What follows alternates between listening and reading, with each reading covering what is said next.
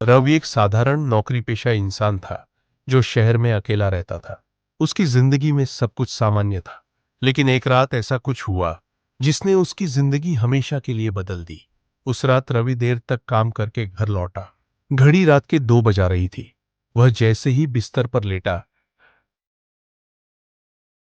उसका फोन बज उठा। स्क्रीन पर नो कॉलर आईडी दिख रहा था। उसने अनदेखा कर दिया, लेकिन फोन फिर बजा। इस बार उसने कॉल उठा ली। हेलो, रवि ने कहा। उधर से एक धीमी फुसफुसाती हुई आवाज आई, हे, तुम अकेले हो ना? मैं तुम्हें देख रही हूं। रवि का दिल तेजी से धड़कने लगा। उसने झट से फोन काट दिया और सोने की कोशिश की, लेकिन कुछ ही पलों बाद फिर वही नंबर, कॉल उठाओ मत रवि। यह सोचकर उसने फोन साइलेंट कर दिया और करवट बदलकर सो गया।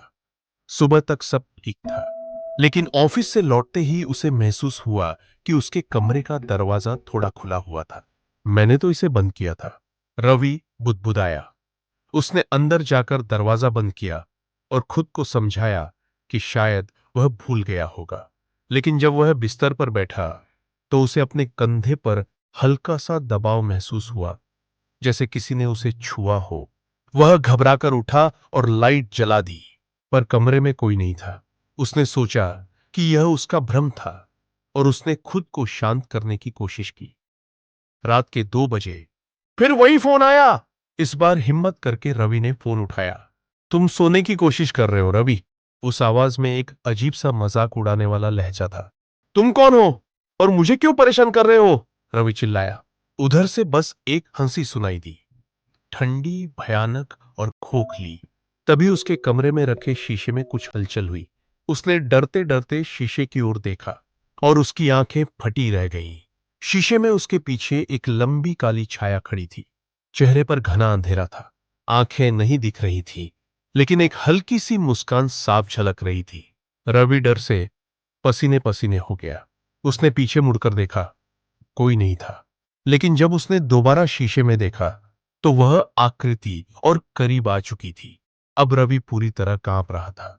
उसने तुरंत फोन उठाया और पुलिस को कॉल करने की कोशिश की, लेकिन फोन का स्क्रीन फ्रीज हो चुका था। तभी वह भयानक आवाज दोबारा गूंजी, अब तुम बच नहीं सकते रवि। दरवाजा खोलो, मैं आ रही हूं। अचानक दरवाजे पर जोर जोर से थपथपाहट होने लगी। ठक ठक ठक ठक ठक। दरवाजा खुद ब खुद खुल गया। सामने वही भयानक परछाई खड़ी थी। अगली सुबह जब रवि का दोस्त उससे मिलने आया, तो दरवाजा अंदर से बंद था। पुलिस को बुलाया गया। जब दरवाजा तोड़ा गया, तो रवि बिस्तर पर मरा पड़ा था। उसकी आंखें पूरी तरह सफेद हो चुकी थी और उसकी खाल बर्फ की तरह ठंडी थी। सबसे अजीब बात यह थी कि उसके फोन की स्क्रीन पर आखिरी कॉल अभी भी चालू थी और उसमें बस एक फुसफुसाती आवाज आ रही थी, अब अगला कौन? क्या अगला फोन कॉल तुम्हें आएगा?